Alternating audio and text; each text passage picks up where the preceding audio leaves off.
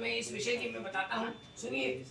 बहुत ही रमणीय स्थल काशीपुरी में एक बड़ा ही निर्धन ब्राह्मण रहता था। वो भूख प्यास से दुखी यहाँ वहाँ भटक कर भिक्षा मांगकर अपना पेट भरता था।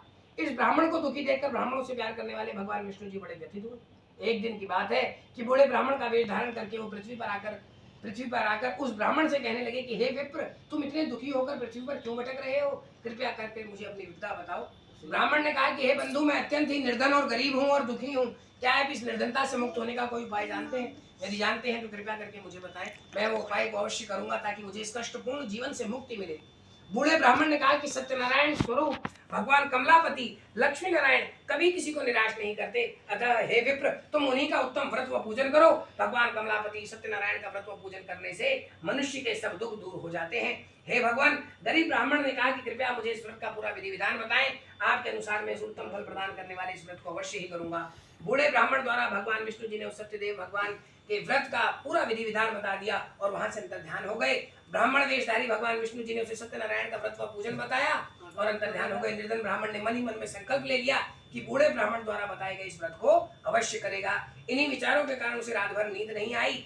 वो दूसरे दिन इस संकल्प के साथ भिक्षा मांगने के लिए निकला। आज जो कुछ भी उसे भिक्षा में मिलेगा उससे वो भगवान सत्यनारायण कमलापति का पूजन करेगा। उस दिन भगवान कमलापति की ऐसी कृपा हुई कि उसे भिक्षा में काफी मात्रा में पैसे प्राप्त हुए। उसी से उस ब्राह्मण ने अपने बंधु बांधव से भगवान कमलापति का पूजन किया।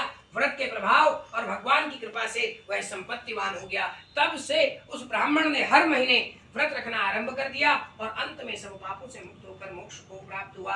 हे विप्र, इस प्रकार जो भी कोई श्रद्धा पूर्वक इस व्रत को करेगा उसके सभी दुख दूर होंगे। श्रीमन नारायण जी ने यही वचन श्रीमद नारद जी से कहे थे। अब आप लोग बताइए कि और क्या जानने की इच्छा रखते हैं। तब ऋषियों ने पूछा कि हे सूत जी, अब यह बताएं कि आगे चलकर ब्राह्मण के बाद किस किस ने इस व्रत को किया। यह जानने की भी हमारी बड़ी तीव्र इच्छा है। सूत जी कहते हैं कि उस ब्राह्मण से सुनकर यह व्रत किन किन लोगों ने किया यह भी ध्यान पूर्वक सुनना चाहिए। वह ब्राह्मण, एक बार की बात है, धन धान्य से भरपूर होकर एक बार व्रत कर रहा था कि एक लकड़हारा वहां आ गया।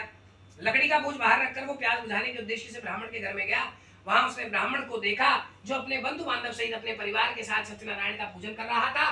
वह सब देख लकड़हारे को बड़ी जिज्ञासा हुई। उसने ब्राह्मण को प्रणाम करके पूछा कि हे प्रभु, हे ब्राह्मण देवता, आप ये किसका पूजन कर रहे हैं?